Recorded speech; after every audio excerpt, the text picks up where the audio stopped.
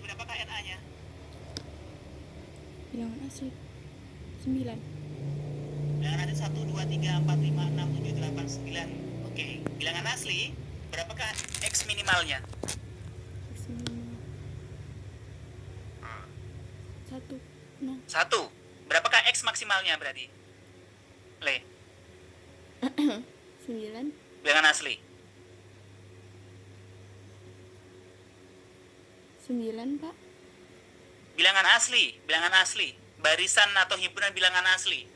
Minimalnya 1, maksimalnya berapa? Tidak terhingga, Pak.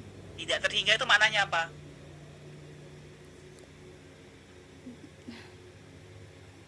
Tidak ada batasnya.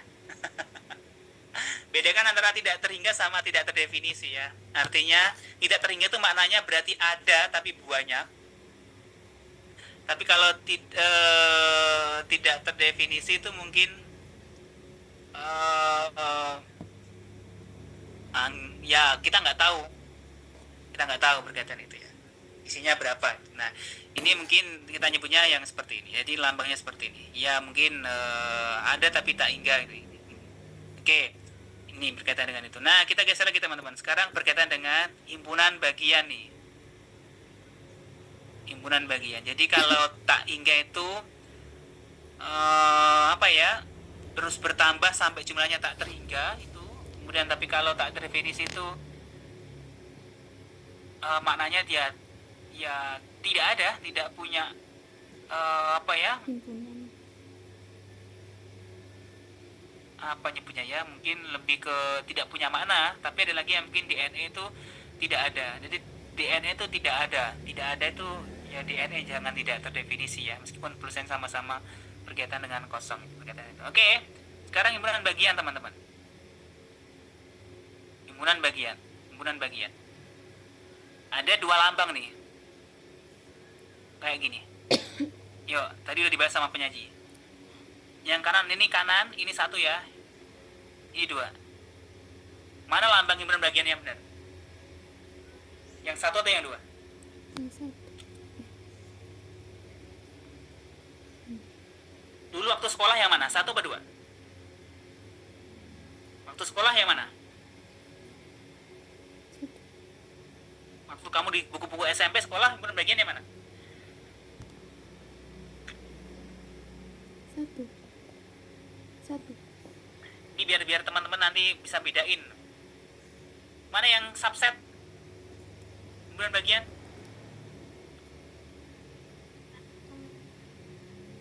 Satu, ini subset nih. Jadi nulisnya tuh yang benar tuh begini ya. Jadi kalau di sekolah kadang nulisnya begini itu berarti penulisan yang saya rasa kurang tepat. Kenapa? Karena ini adalah proper subset. Artinya himpunan bagian yang sejati. Beda Pak, beda.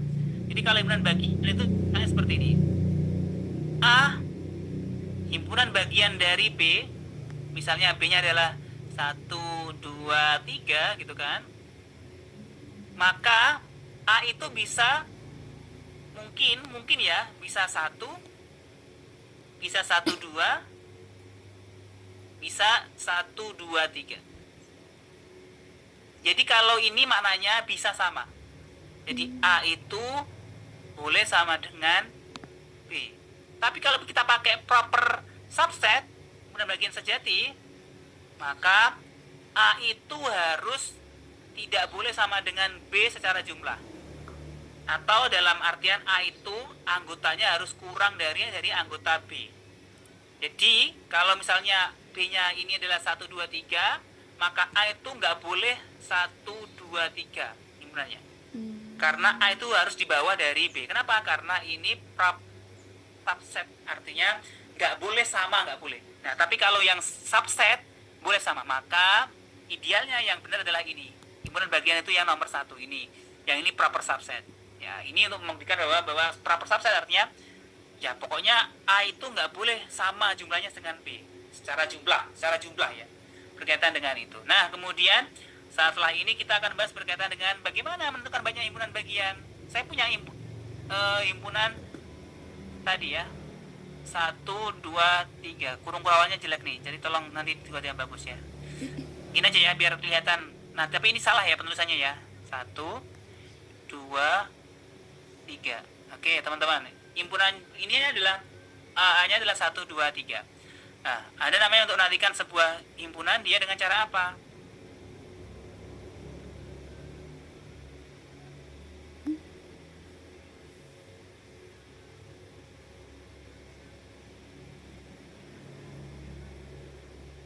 Yo, teman-teman.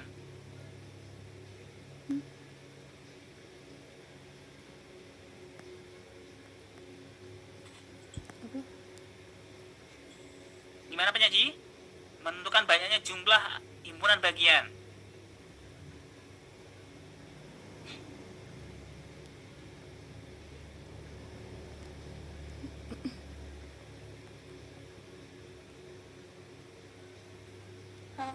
Cara NA-nya berapa ini? 3 ya. Berarti banyaknya himpunan bagian? Subsetnya berapa? Jumlah subsetnya ada berapa? Ada 2 pangkat NA. Jadi 2 pangkat 3. Jadi ada 8 himpunan bagian. Yuk, kita cari yuk. 8 tuh berarti berapa aja himpunan bagiannya? Ada berapa aja? Himpunan bagian dari 1, 2, 3 ini, himpunan A, berapa aja? Ada 8 anggota. Ada berapa aja? Himpunan bagiannya? Himpunan A 1, 2, 3 nih. Himpunan jumlah ternyata kita dicari subsetnya ada 8 ternyata. Dia punya 8 himpunan bagian. Berapa aja? Berapa aja, Cah? Ada berapa aja himpunan bagiannya? Penyaji?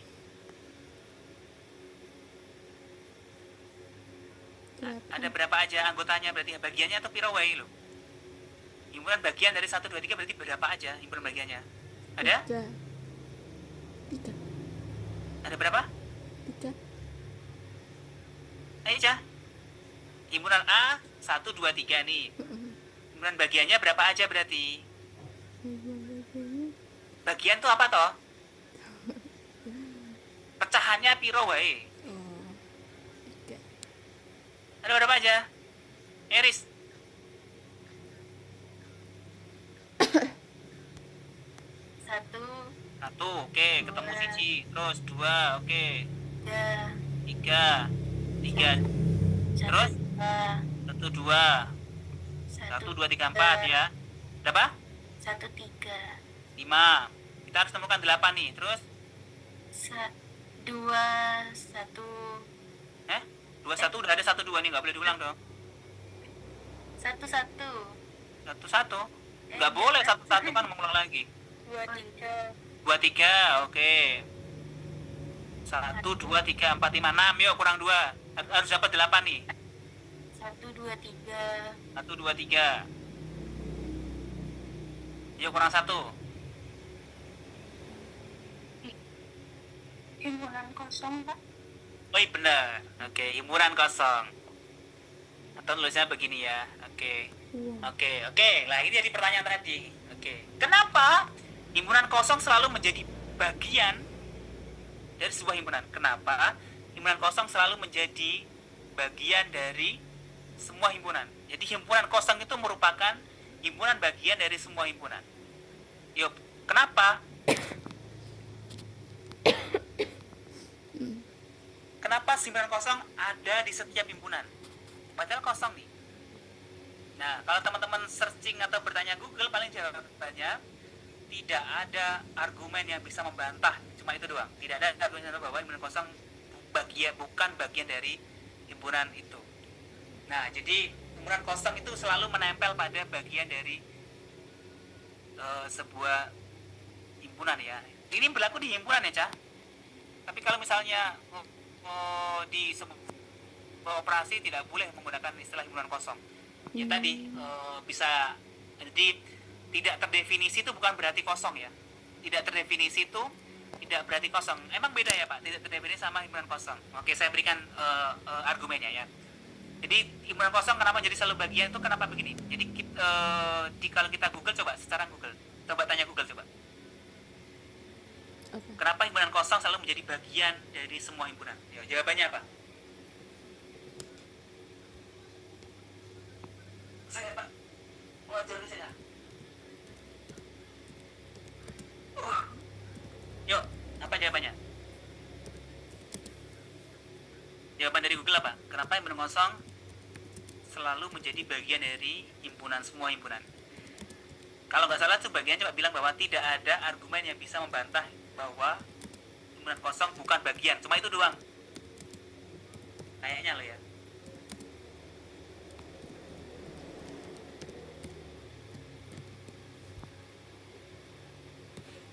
Secara teori, secara postulat emang seperti itu ya. Secara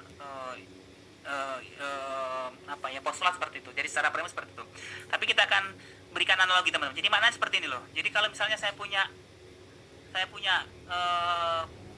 kantong plastik, jadi himpunannya adalah himpunan dari buah, misalnya buah apel. Jadi saya punya satu kresek kantong plastik yang berisi apel. Oke. Ketika dibuka dan diambil ternyata isinya apel, premisnya benar atau salah? Himpunan buah apel di kantong kresek. Jadi kantong kreseknya itu berisi apel. Kalau isinya buah apel, benar atau salah premisnya?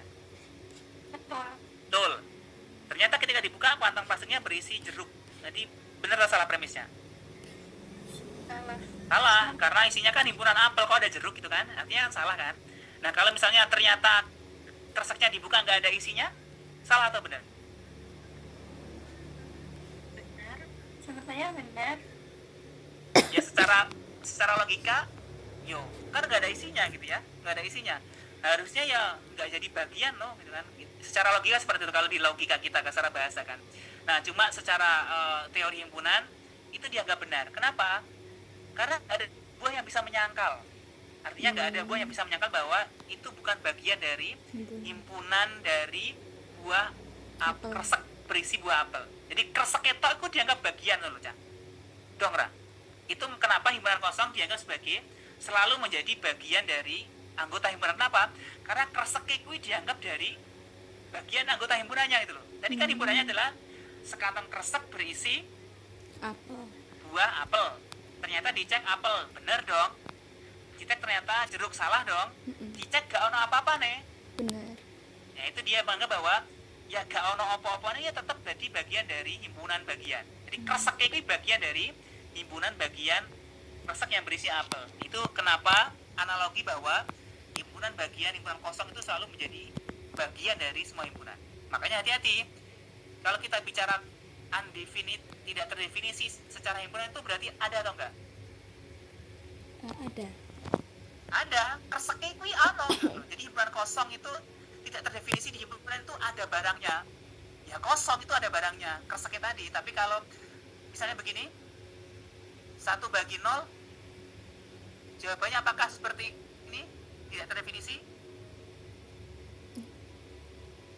Gak boleh. Kenapa? Karena ini tuh maknanya adalah ini ada loh ya.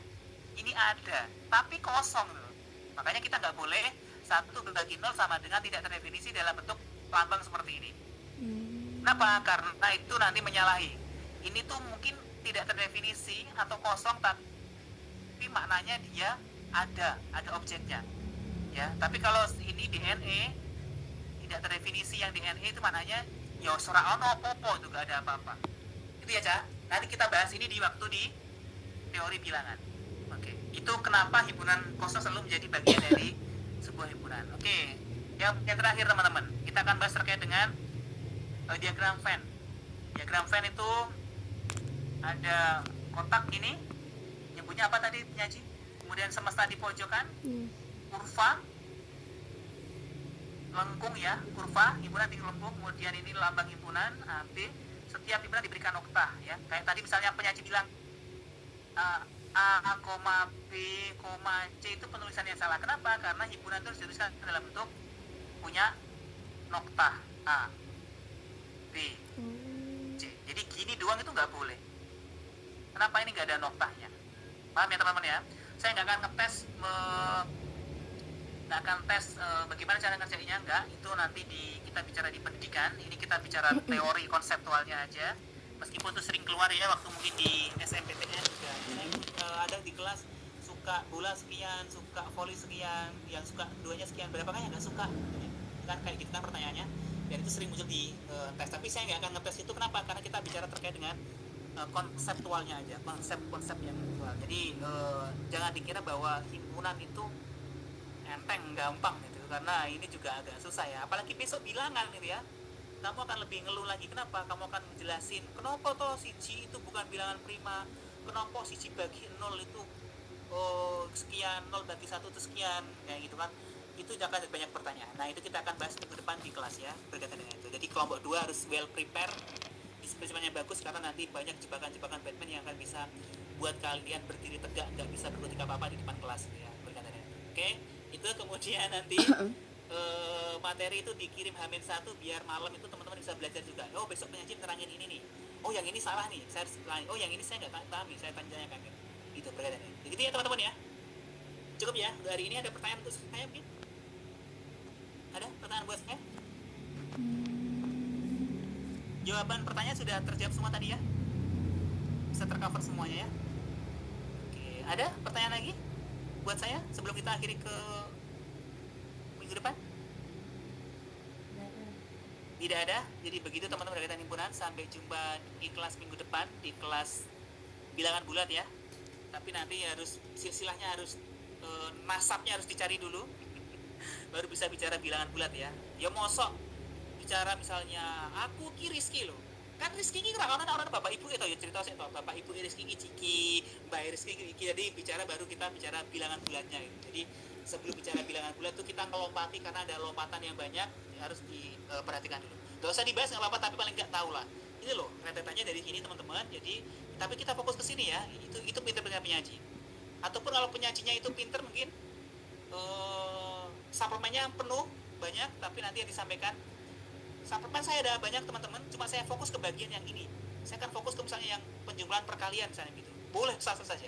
Penyaji punya apa ya? Penyaji punya wewenang untuk apa yang mau disampaikan karena berkaitan dengan durasi sama penguasaan. Tapi suplemen harus tetap utuh semuanya. Suplemen harus tetap utuh. Gitu ya teman-teman ya. Tapi nanti kalau pertanyaannya di luar dari presentasi, selama itu masih bilangan, diterima. Oke ya, itu ya. Jadi nggak harus semuanya disampaikan, tapi disampaikan poin-poin yang penting, sisanya suruh baca sendiri itu boleh sekali. Itu teman-teman. Karena waktu present durasinya paling nggak 1 jam aja. Oke, gitu untuk hari ini. Cukup, terima kasih. Saya tutup. Wassalamualaikum warahmatullahi wabarakatuh. Ini tadi nggak di-record ya, jadi nggak bisa nonton rekamannya lagi ya. Ya nggak apa-apa. Ya catatan ya. Okay. Mau diakhiri semuanya atau mau dipakai zoomnya? Kita akhiri.